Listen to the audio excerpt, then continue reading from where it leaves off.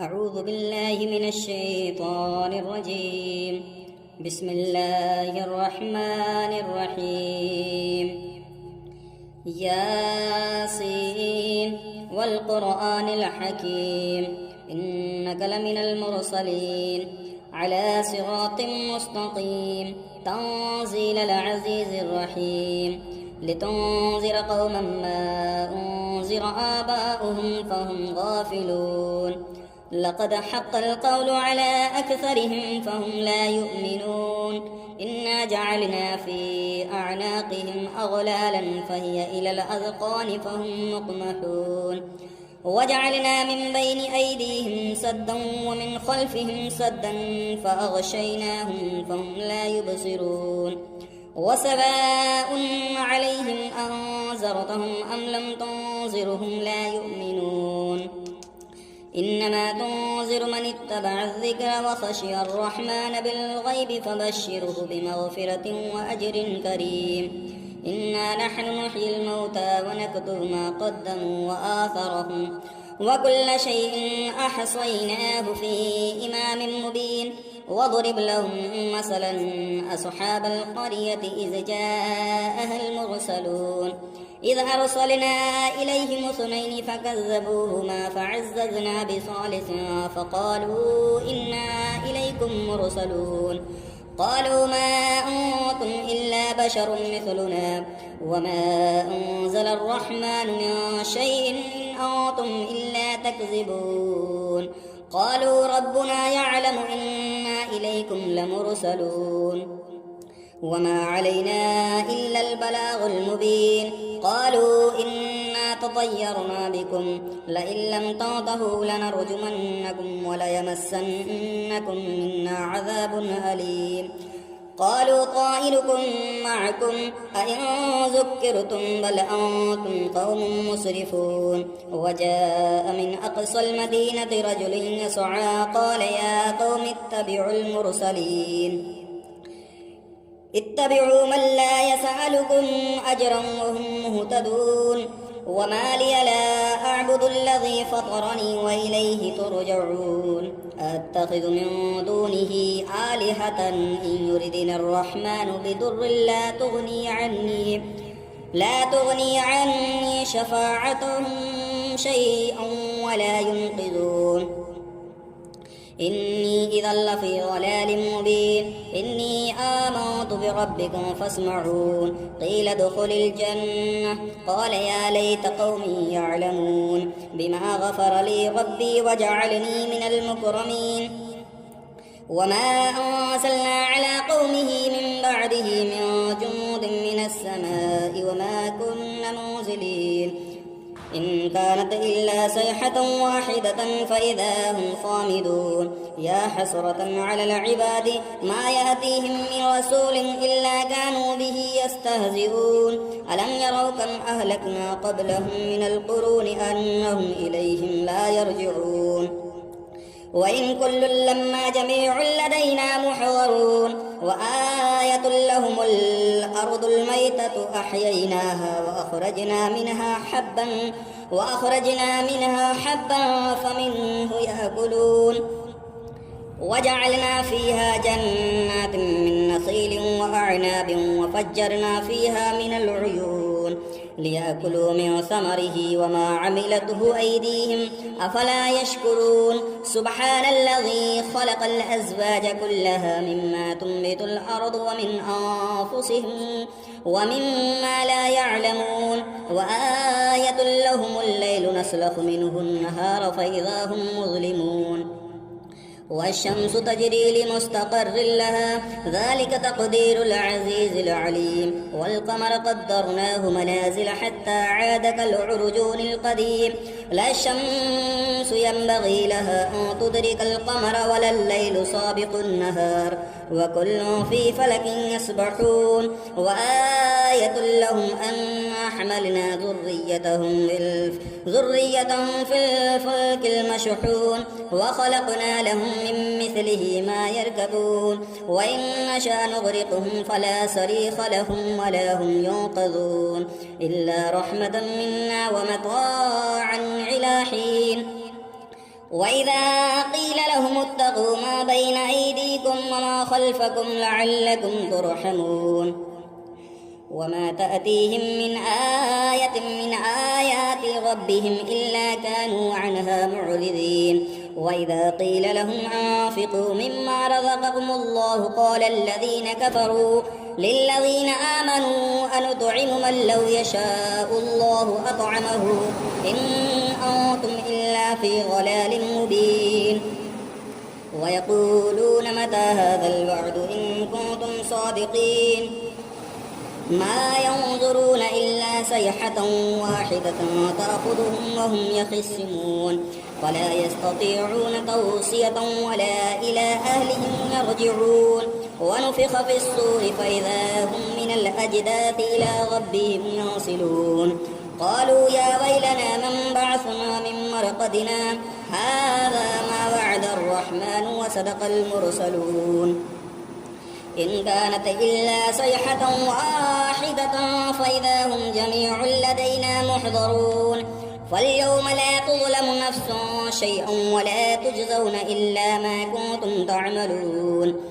إن أصحاب الجنة اليوم في شغل فاكهون هم أزواجهم في ظلال على الأرائك متكئون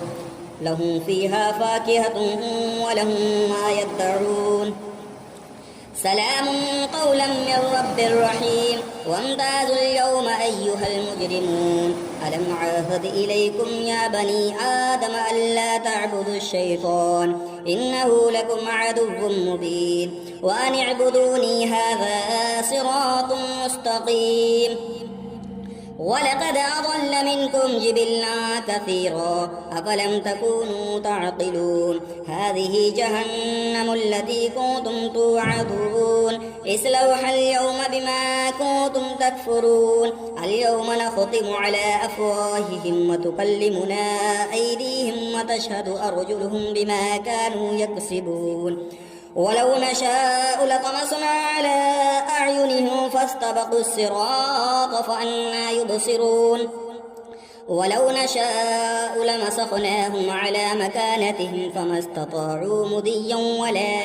مديا ولا يرجعون ومن نعمر ننكسه في الخلق أفلا يعقلون وما علمناه الشعر وما ينبغي له إن هو إلا ذكر وقرآن مبين لينذر من كان حيا ويحق القول على الكافرين أولم يروا أنا خلقنا لهم مما عملت أيدينا أنعاما فهم لها مالكون وذللناها لهم فمنها ركوبهم ومنها يأكلون ولهم فيها منافع ومشارب أفلا يشكرون واتخذوا من دون الله آلهة لعلهم ينصرون لا يستطيعون نصرهم وهم لهم جند محضرون فلا يحزنك قولهم إنا نعلم ما يسرون وما يعلنون أولم ير الإنسان أنا خلقناه من نطفة فإذا هو خصيم مبين وضرب لنا مثلا ونسي خلقه قال من يحيي العظام وهي رميم قل يحيي الذي أنشأها أول مرة وهو بكل خلق عليم الذي جعل لكم من الشجر الأخضر نارا فإذا أنتم منه توقدون أوليس الذي خلق السماوات والأرض بقادر على أن يخلق مثلهم بلى وهو الخلاق العليم إنما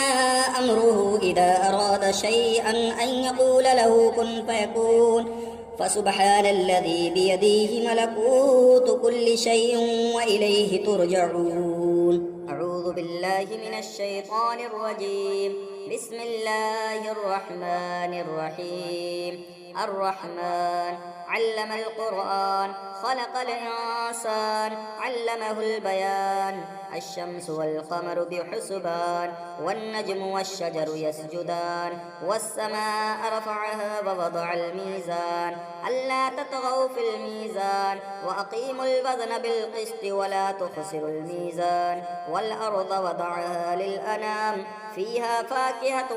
والنخل ذات الأكمام والحب ذو العصف والريحان فبأي آلاء ربكما تكذبان خلق الإنسان من صلصال كالفخار وخلق الجان من مارج من نار فبأي آلاء ربكما تكذبان رب المشرقين ورب المغربين فبأي آلاء ربكما تكذبان مرج البحرين يلتقيان بينهما برزخ لا يبغيان فبأي آلاء ربكما تكذبان يخرج منهما اللؤلؤ والمرجان فبأي آلاء ربكما تكذبان وله الجوار المنشآت في البحر كالأعلام فبأي آلاء ربكما تكذبان كل من عليها فان ويبقى وجه ربك ذو الجلال والإكرام فبأي آلاء ربكما تكذبان يسأله من في السماوات والأرض كل يوم هو في شأن فبأي آلاء ربكما تكذبان سنفرغ لكم أيها الثقلان فبأي آلاء ربكما تكذبان يا معشر الجن والإنس إن استطعتم أن تنفذوا من أقطار السماوات والأرض فانفذوا لا تنفذون إلا بسلطان فبأي آلاء ربكما تكذبان يرسل عليكما شواظ من نار ونحاس فلا تنتصران فبأي آلاء ربكما تكذبان فإذا انشقت السماء فكانت وردة كالدهان فبأي آلاء ربكما تكذبان فيومئذ لا يسأل عن ذنبه إنس ولا جان فبأي آلاء ربكما تكذبان يعرف المجرمون بسيماهم فيؤخذ بالنواسي والأقدام فبأي آلاء ربكما تكذبان هذه جهنم التي يكذب بها المجرمون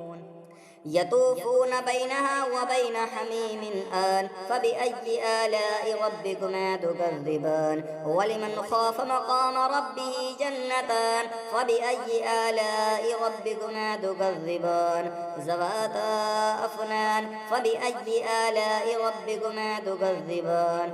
فيهما عينان تجريان فبأي آلاء ربكما تكذبان فيهما من كل فاكهة زوجان فبأي آلاء ربكما تكذبان متكئين على فرش بطائنها من استبرق وجنى الجنتين دان فبأي آلاء ربكما تكذبان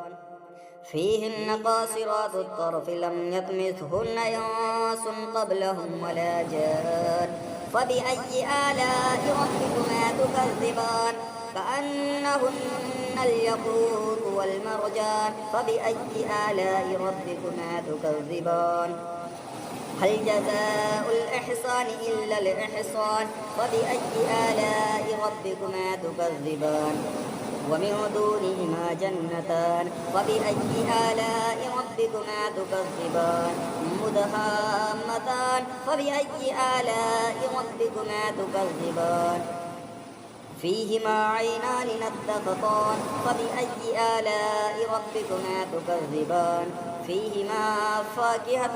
والنخل والرمان فبأي آلاء ربكما تكذبان فيهن خيرات حسان فبأي آلاء ربكما تكذبان حور مقصورات في الخيام فبأي آلاء ربكما تكذبان لم يطمثهن إنس قبلهم ولا جان فبأي آلاء ربكما تكذبان متكئين على رفرف خضر وعبقر حصان فبأي آلاء ربكما تكذبان تبارك اسم ربك ذي الجلال والإكرام. أعوذ بالله من الشيطان الرجيم. بسم الله الرحمن الرحيم. ياسين والقرآن الحكيم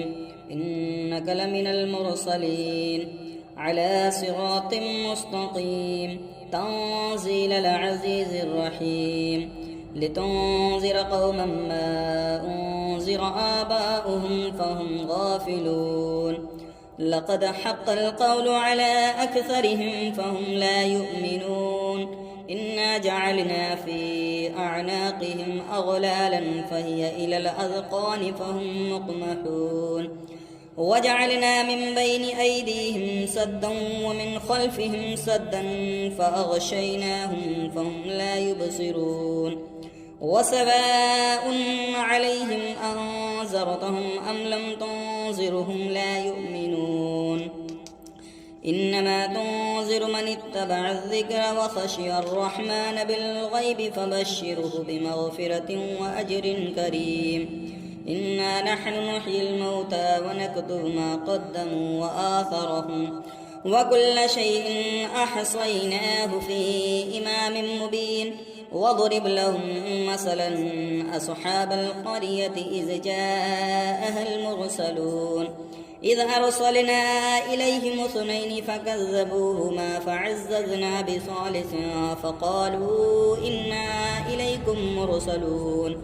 قالوا ما أنتم إلا بشر مثلنا وما أنزل الرحمن من شيء إن أنتم إلا تكذبون قالوا ربنا يعلم إنا إليكم لمرسلون وما علينا إلا البلاغ المبين قالوا إنا تطيرنا بكم لئن لم تنتهوا لنرجمنكم وليمسنكم منا عذاب أليم قالوا طائركم معكم أئن ذكرتم بل أنتم قوم مسرفون وجاء من أقصى المدينة رجل يسعى قال يا قوم اتبعوا المرسلين اتبعوا من لا يسألكم أجرا وهم مهتدون وما لي لا أعبد الذي فطرني وإليه ترجعون أتخذ من دونه آلهة إن يردني الرحمن بضر لا تغني عني شفاعتهم شيئا ولا ينقذون إني إذا لفي ضلال مبين إني آمنت بربكم فاسمعون قيل ادخل الجنة قال يا ليت قومي يعلمون بما غفر لي ربي وجعلني من المكرمين وما أنزلنا على قومه من بعده من جند من السماء وما كنا منزلين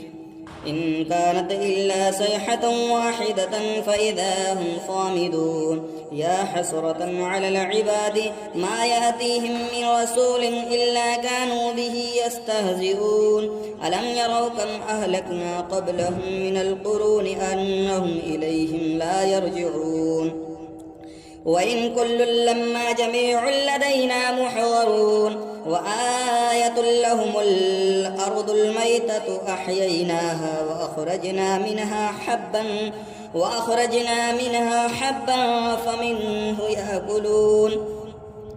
وجعلنا فيها جنات من نخيل وأعناب وفجرنا فيها من العيون ليأكلوا من ثمره وما عملته أيديهم أفلا يشكرون سبحان الذي خلق الأزواج كلها مما تنبت الأرض ومن أنفسهم ومما لا يعلمون وآية لهم الليل نسلخ منه النهار فإذا هم مظلمون والشمس تجري لمستقر لها ذلك تقدير العزيز العليم والقمر قدرناه منازل حتى عاد كالعرجون القديم لا الشمس ينبغي لها أن تدرك القمر ولا الليل سابق النهار وكل في فلك يسبحون وآية لهم أنا حملنا ذريتهم في الفلك المشحون وخلقنا لهم من مثله ما يركبون وإن نشأ نغرقهم فلا صريخ لهم ولا هم ينقذون إلا رحمة منا ومتاعا إلى حين وإذا قيل لهم اتقوا ما بين أيديكم وما خلفكم لعلكم ترحمون وما تأتيهم من آية من آيات ربهم إلا كانوا عنها معرضين وإذا قيل لهم أنفقوا مما رزقكم الله قال الذين كفروا للذين آمنوا أنطعم من لو يشاء الله أطعمه إن أنتم إلا في ضلال مبين ويقولون متى هذا الوعد إن كنتم صادقين ما ينظرون إلا صيحة واحدة تأخذهم وهم يخصمون ولا يستطيعون توصية ولا إلى أهلهم يرجعون ونفخ في الصور فإذا هم من الأجداث إلى ربهم ينصلون قالوا يا ويلنا من بعثنا من مرقدنا هذا ما وعد الرحمن وصدق المرسلون إن كانت إلا صيحة واحدة فإذا هم جميع لدينا محضرون فاليوم لا تظلم نفس شيئا ولا تجزون إلا ما كنتم تعملون إن أصحاب الجنة اليوم في شغل فاكهون هم وأزواجهم في ظلال على الأرائك متكئون لهم فيها فاكهة ولهم ما يدعون سلام قولا من رب رحيم وامتازوا اليوم أيها المجرمون ألم عاهد إليكم يا بني آدم ألا تعبدوا الشيطان إنه لكم عدو مبين وأن اعبدوني هذا صراط مستقيم ولقد أضل منكم جبلا كثيرا أفلم تكونوا تعقلون هذه جهنم التي كنتم توعدون اصلوها اليوم بما كنتم تكفرون اليوم نختم على أفواههم وتكلمنا أيديهم وتشهد أرجلهم بما كانوا يكسبون ولو نشاء لطمسنا على أعينهم فاستبقوا الصراط فأنى يبصرون ولو نشاء لمسخناهم على مكانتهم فما استطاعوا مديا ولا يرجعون ومن نعمر ننكسه في الخلق أفلا يعقلون وما علمناه الشعر وما ينبغي له إن هو إلا ذكر وقرآن مبين لينذر من كان حيا ويحق القول على الكافرين أولم يروا أنا خلقنا لهم مما عملت أيدينا أنعاما فهم لها مالكون وذللناها لهم فمنها ركوبهم ومنها يأكلون ولهم فيها منافع ومشارب أفلا يشكرون واتخذوا من دون الله آلهة لعلهم ينصرون لا يستطيعون نصرهم وهم لهم جند محضرون فلا يحزنك قولهم إنا نعلم ما يسرون وما يعلنون أولم ير الإنسان أنا خلقناه من نطفة فإذا هو خصيم مبين وضرب لنا مثلا ونسي خلقه قال من يحيي العظام وهي رميم قل يحيي الذي أنشأها أول مرة وهو بكل خلق عليم الذي جعل لكم من الشجر الأخضر نارا فإذا أنتم منه توقدون أوليس الذي خلق السماوات والأرض بقادر على أن يخلق مثلهم بلى وهو الخلاق العليم إنما أمره إذا أراد شيئا أن يقول له كن فيكون فسبحان الذي بيده ملكوت كل شيء وإليه ترجعون أعوذ بالله من الشيطان الرجيم بسم الله الرحمن الرحيم الرحمن علم القرآن خلق الإنسان علمه البيان الشمس والقمر بحسبان والنجم والشجر يسجدان والسماء رفعها ووضع الميزان ألا تطغوا في الميزان وأقيموا الوزن بالقسط ولا تخسروا الميزان والأرض وضعها للأنام فيها فاكهة والنخل ذات الأكمام والحب ذو العصف والريحان فبأي آلاء ربكما تكذبان خلق الإنسان من صلصال كالفخار وخلق الجان من مارج من نار فبأي آلاء ربكما تكذبان رب المشرقين ورب المغربين فبأي آلاء ربكما تكذبان مرج البحرين يلتقيان بينهما برزخ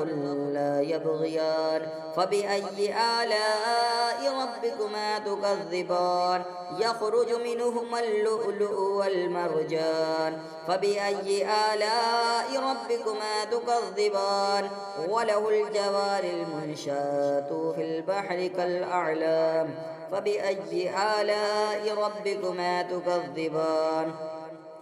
كل من عليها فان ويبقى وجه ربك ذو الجلال والإكرام فبأي آلاء ربكما تكذبان يسأله من في السماوات والأرض كل يوم هو في شأن فبأي آلاء ربكما تكذبان سنفرغ لكم أيها الثقلان فبأي آلاء ربكما تكذبان يا معشر الجن والإنس إن استطعتم أن تنفذوا من أقطار السماوات والأرض فانفذوا لا تنفذون إلا بسلطان فبأي آلاء ربكما تكذبان يرسل عليكما شواظ من نار ونحاس فلا تنتصران فبأي آلاء ربكما تكذبان فإذا انشقت السماء فكانت وردة كالدهان فبأي آلاء ربكما تكذبان فيومئذ لا يسأل عن ذنبه إنس ولا جان فبأي آلاء ربكما تكذبان يعرف المجرمون بسيماهم فيؤخذ بالنواسي والأقدام فبأي آلاء ربكما تكذبان هذه جهنم التي يكذب بها المجرمون يطوفون بينها وبين حميم آن فبأي آلاء ربكما تكذبان ولمن خاف مقام ربه جنتان فبأي آلاء ربكما تكذبان ذواتا أفنان فبأي آلاء ربكما تكذبان فيهما عينان تجريان فبأي آلاء ربكما تكذبان فيهما من كل فاكهة زوجان فبأي آلاء ربكما تكذبان متكئين على فرش بطائنها من استبرق وجنى الجنتين دان فبأي آلاء ربكما تكذبان فيهن قاصرات الطرف لم يطمثهن إنس قبلهم ولا جان فبأي آلاء ربكما تكذبان كأنهن الياقوت والمرجان فبأي آلاء ربكما تكذبان هل جزاء الإحسان إلا الإحسان فبأي آلاء ربكما تكذبان ومن دونهما جنتان فبأي آلاء ربكما تكذبان مدهامتان فبأي آلاء ربكما تكذبان فيهما عينان نضختان فبأي آلاء ربكما تكذبان فيهما فاكهة والنخل والرمان فبأي آلاء ربكما تكذبان فيهن خيرات حسان فبأي آلاء ربكما تكذبان حور مقصورات في الخيام فبأي آلاء ربكما تكذبان لم يطمثهن إنس قبلهم ولا جان فبأي آلاء ربكما تكذبان متكئين على رفرف خضر وعبقر حصان فبأي آلاء ربكما تكذبان تبارك اسم ربك ذي الجلال والإكرام. أعوذ بالله من الشيطان الرجيم. بسم الله الرحمن الرحيم.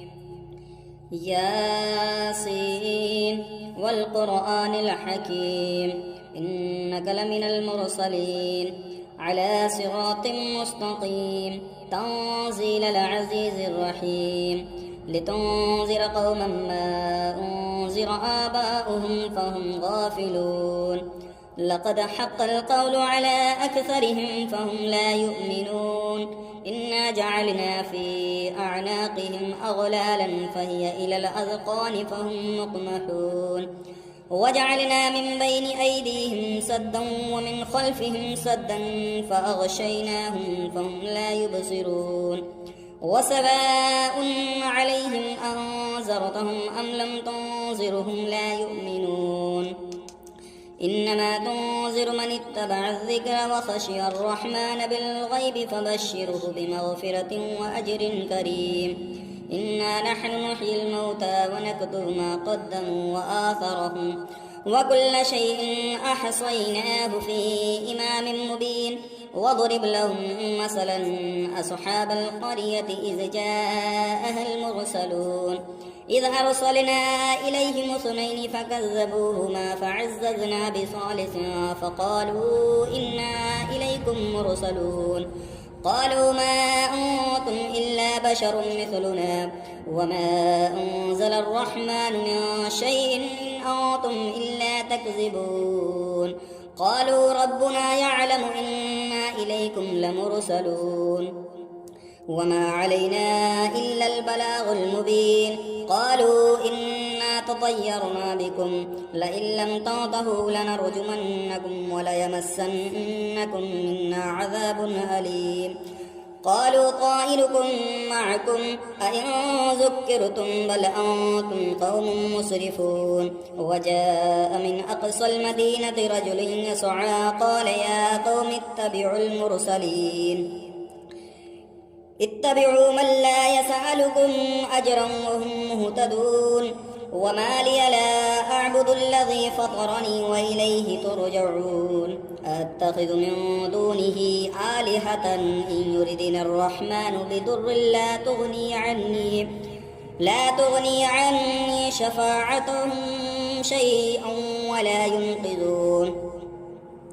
إني إذا لفي ضلال مبين إني آمنت بربكم فاسمعون قيل ادخل الجنة قال يا ليت قومي يعلمون بما غفر لي ربي وجعلني من المكرمين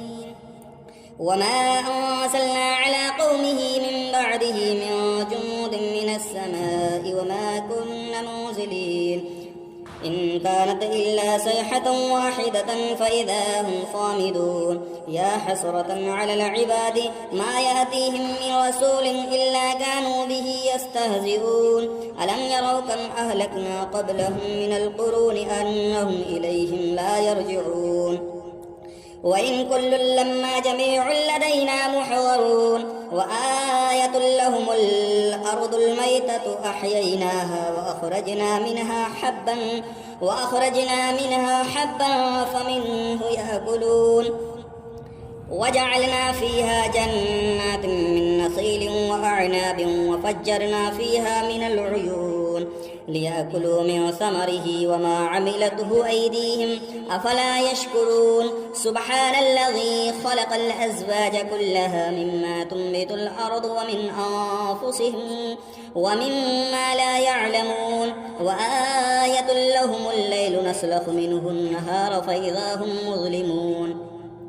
والشمس تجري لمستقر لها ذلك تقدير العزيز العليم والقمر قدرناه منازل حتى عاد كالعرجون القديم لا الشمس ينبغي لها أن تدرك القمر ولا الليل سابق النهار وكل في فلك يسبحون وآية لهم أنا حملنا ذريتهم في الفلك المشحون وخلقنا لهم من مثله ما يركبون وإن نشأ نغرقهم فلا صريخ لهم ولا هم ينقذون إلا رحمة منا ومتاعا إلى حين وإذا قيل لهم اتقوا ما بين أيديكم وما خلفكم لعلكم ترحمون وما تأتيهم من آية من آيات ربهم إلا كانوا عنها معرضين وإذا قيل لهم أنفقوا مما رزقكم الله قال الذين كفروا للذين آمنوا أنطعم من لو يشاء الله أطعمه إن أنتم إلا في ضلال مبين ويقولون متى هذا الوعد إن كنتم صادقين ما ينظرون إلا صيحة واحدة تأخذهم وهم يخصمون ولا يستطيعون توصية ولا إلى أهلهم يرجعون ونفخ في الصور فإذا هم من الأجداث إلى ربهم ينصلون قالوا يا ويلنا من بعثنا من مرقدنا هذا ما وعد الرحمن وصدق المرسلون إن كانت إلا صيحة واحدة فإذا هم جميع لدينا محضرون فاليوم لا تظلم نفس شيئا ولا تجزون إلا ما كنتم تعملون إن أصحاب الجنة اليوم في شغل فاكهون هم وأزواجهم في ظلال على الأرائك متكئون لهم فيها فاكهة ولهم ما يدعون سلام قولا من رب رحيم وامتازوا اليوم أيها المجرمون ألم عاهد إليكم يا بني آدم ألا تعبدوا الشيطان إنه لكم عدو مبين وأن اعبدوني هذا صراط مستقيم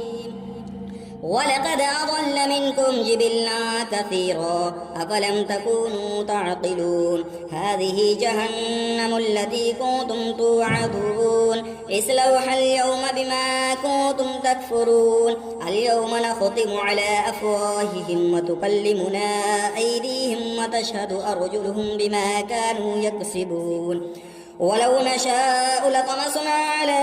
أعينهم فاستبقوا الصراط فأنى يبصرون ولو نشاء لمسخناهم على مكانتهم فما استطاعوا مضيا ولا يرجعون ومن نعمر ننكسه في الخلق أفلا يعقلون وما علمناه الشعر وما ينبغي له إن هو إلا ذكر وقرآن مبين لينذر من كان حيا ويحق القول على الكافرين أولم يروا أنا خلقنا لهم مما عملت أيدينا أنعاما فهم لها مالكون وذللناها لهم فمنها ركوبهم ومنها يأكلون ولهم فيها منافع ومشارب أفلا يشكرون واتخذوا من دون الله آلهة لعلهم ينصرون لا يستطيعون نصرهم وهم لهم جند محضرون فلا يحزنك قولهم إنا نعلم ما يسرون وما يعلنون أولم ير الإنسان أنا خلقناه من نطفة فإذا هو خصيم مبين وضرب لنا مثلا ونسي خلقه قال من يحيي العظام وهي رميم قل يحيي الذي أنشأها أول مرة وهو بكل خلق عليم الذي جعل لكم من الشجر الأخضر نارا فإذا أنتم منه توقدون أوليس الذي خلق السماوات والأرض بقادر على أن يخلق مثلهم بلى وهو الخلاق العليم إنما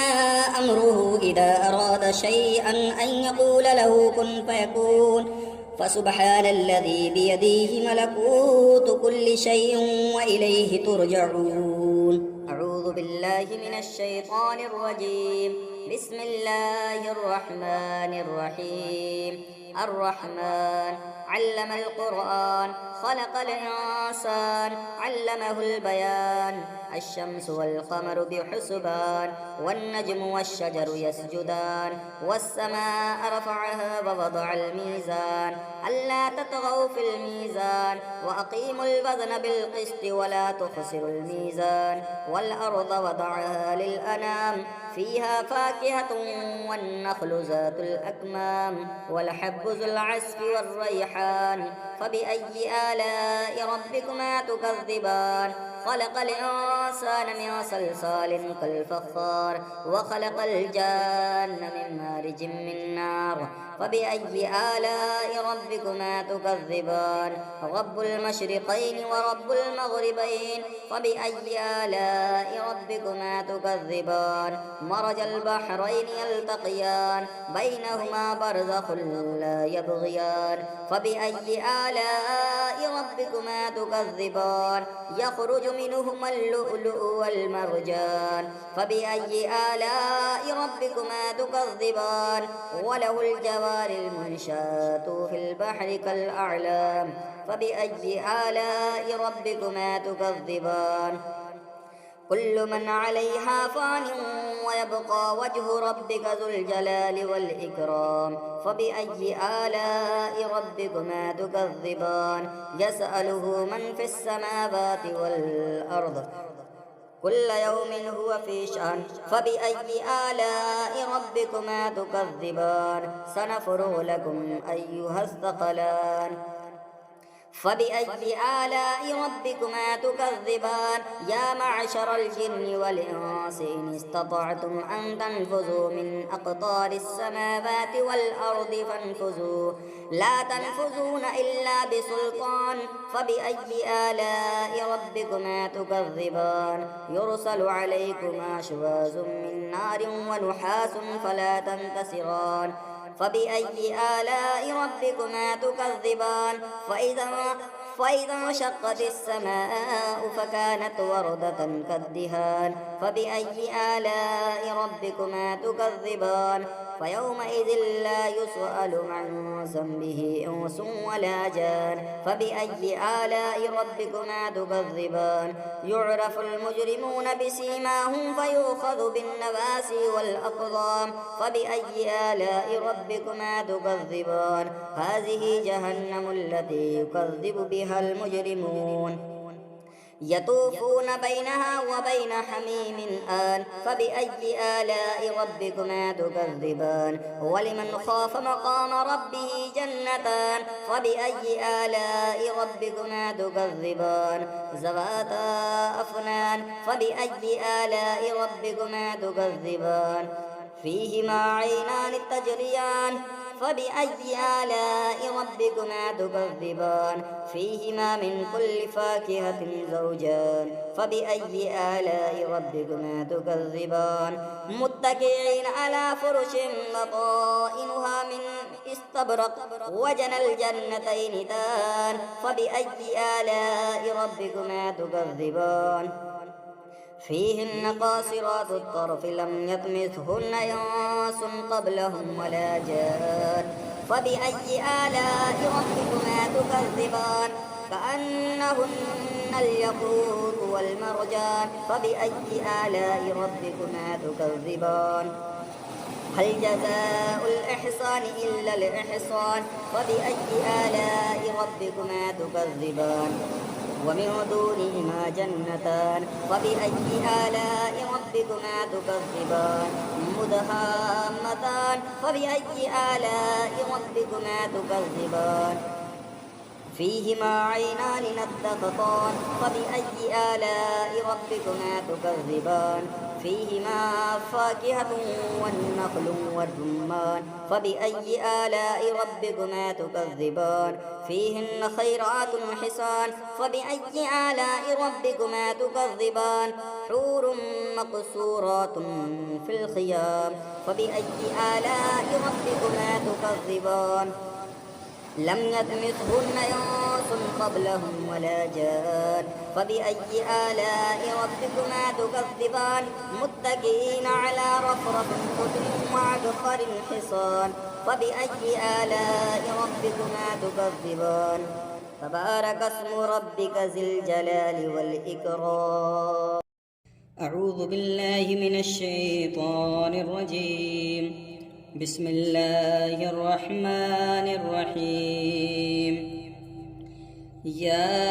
ياسين والقرآن الحكيم إنك لمن المرسلين على صراط مستقيم تنزيل العزيز الرحيم لتنذر قوما ما أنذر آباؤهم فهم غافلون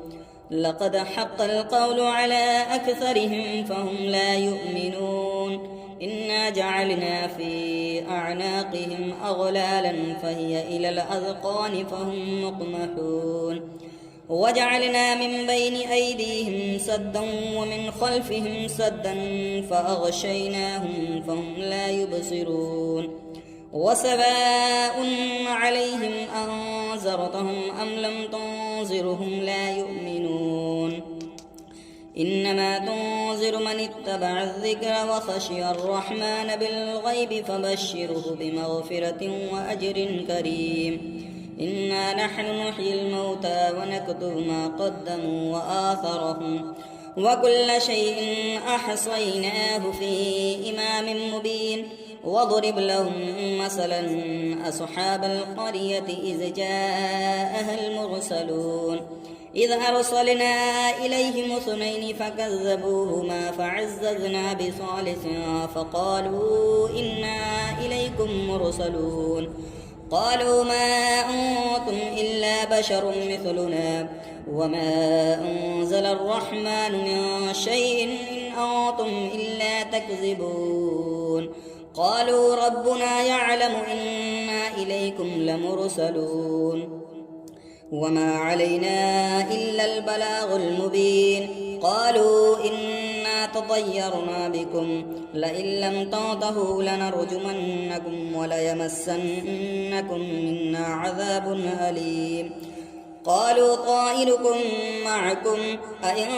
ذكرتم بل أنتم قوم مسرفون وجاء من أقصى المدينة رجل يسعى قال يا قوم اتبعوا المرسلين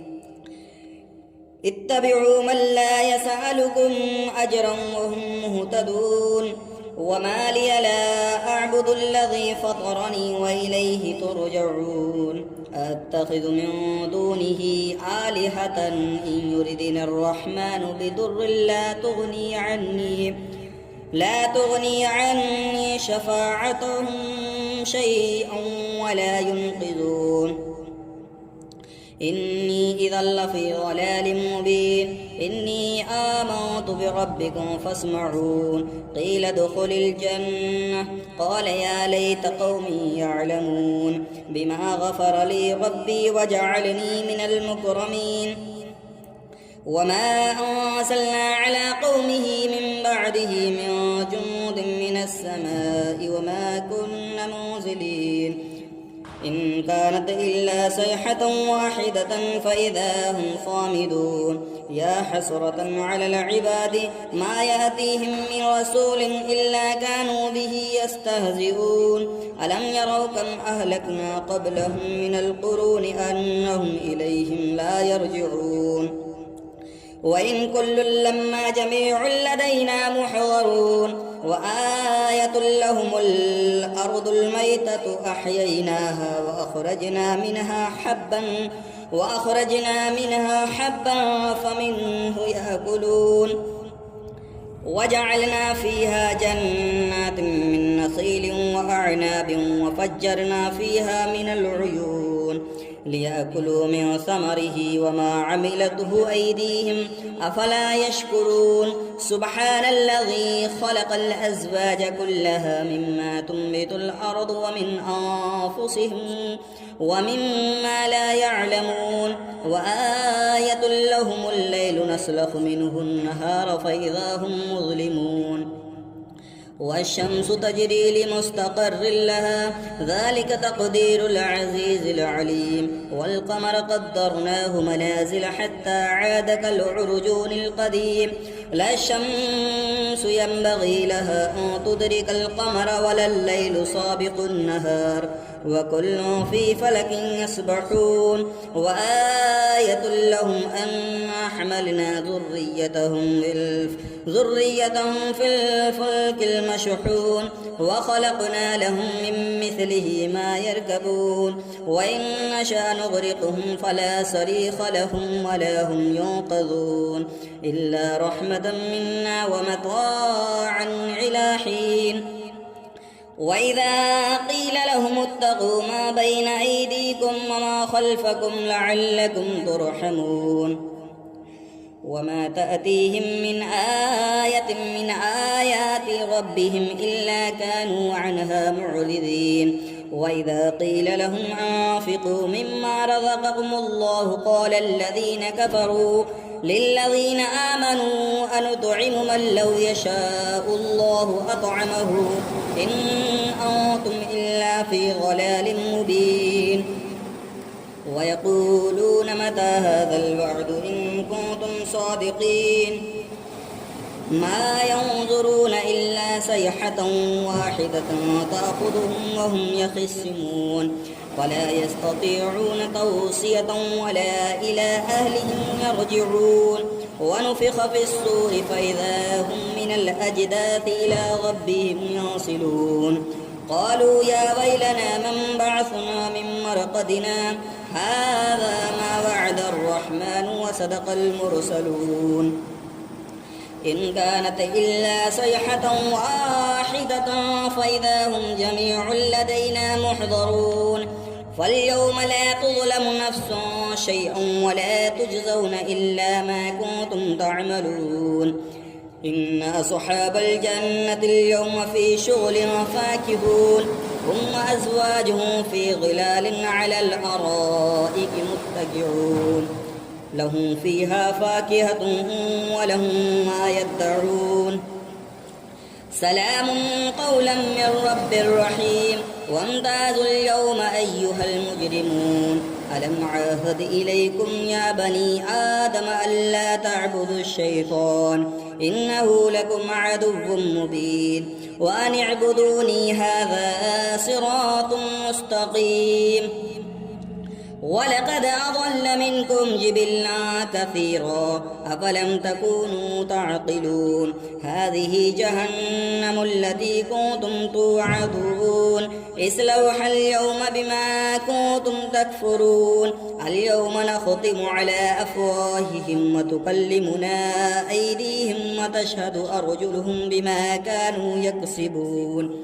ولو نشاء لطمسنا على أعينهم فاستبقوا الصراط فأنى يبصرون ولو نشاء لمسخناهم على مكانتهم فما استطاعوا مديا ولا يرجعون ومن نعمر ننكسه في الخلق أفلا يعقلون وما علمناه الشعر وما ينبغي له إن هو إلا ذكر وقرآن مبين لينذر من كان حيا ويحق القول على الكافرين أولم يروا أنا خلقنا لهم مما عملت أيدينا أنعاما فهم لها مالكون وذللناها لهم فمنها ركوبهم ومنها يأكلون ولهم فيها منافع ومشارب أفلا يشكرون واتخذوا من دون الله آلهة لعلهم ينصرون لا يستطيعون نصرهم وهم لهم جند محضرون فلا يحزنك قولهم إنا نعلم ما يسرون وما يعلنون أولم ير الإنسان أنا خلقناه من نطفة فإذا هو خصيم مبين وضرب لنا مثلا ونسي خلقه قال من يحيي العظام وهي رميم قل يحيي الذي أنشأها أول مرة وهو بكل خلق عليم الذي جعل لكم من الشجر الأخضر نارا فإذا أنتم منه توقدون أوليس الذي خلق السماوات والأرض بقادر على أن يخلق مثلهم بلى وهو الخلاق العليم إنما أمره إذا أراد شيئا أن يقول له كن فيكون فسبحان الذي بيده ملكوت كل شيء وإليه ترجعون أعوذ بالله من الشيطان الرجيم بسم الله الرحمن الرحيم الرحمن علم القرآن خلق الإنسان علمه البيان الشمس والقمر بحسبان والنجم والشجر يسجدان والسماء رفعها ووضع الميزان ألا تطغوا في الميزان وأقيموا الوزن بالقسط ولا تخسروا الميزان والأرض وضعها للأنام فيها فاكهة والنخل ذات الأكمام والحب ذو العصف والريحان فبأي آلاء ربكما تكذبان خلق الإنسان من صلصال كالفخار وخلق الجان من مارج من نار فبأي آلاء ربكما تكذبان رب المشرقين ورب المغربين فبأي آلاء ربكما تكذبان مرج البحرين يلتقيان بينهما برزخ لا يبغيان فبأي آلاء ربكما تكذبان يخرج منهما اللؤلؤ والمرجان فبأي آلاء ربكما تكذبان وله الجوار المنشآت في البحر كالأعلام فبأي آلاء ربكما تكذبان كل من عليها فان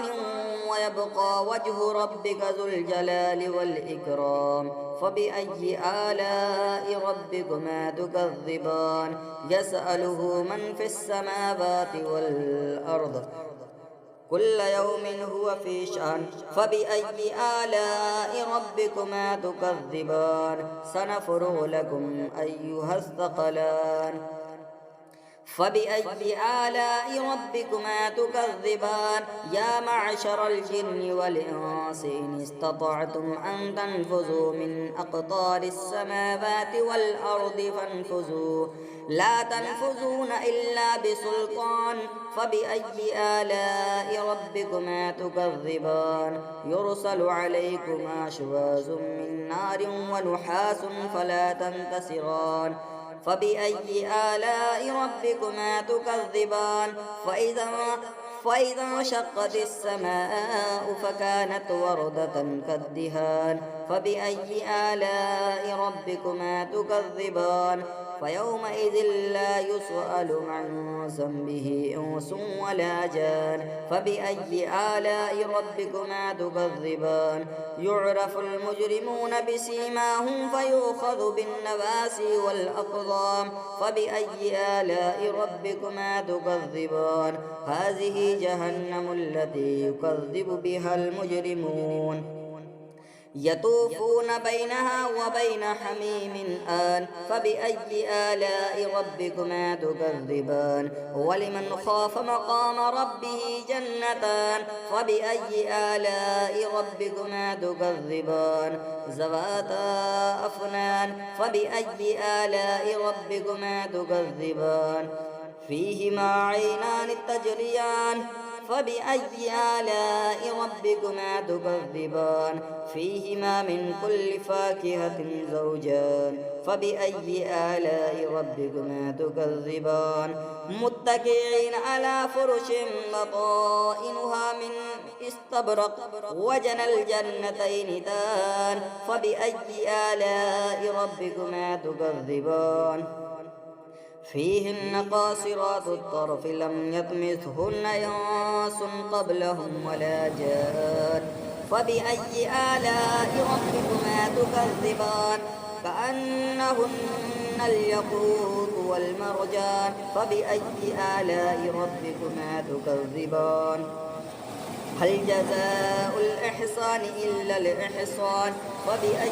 آلاء ربكما تكذبان ومن دونهما جنتان فبأي آلاء ربكما تكذبان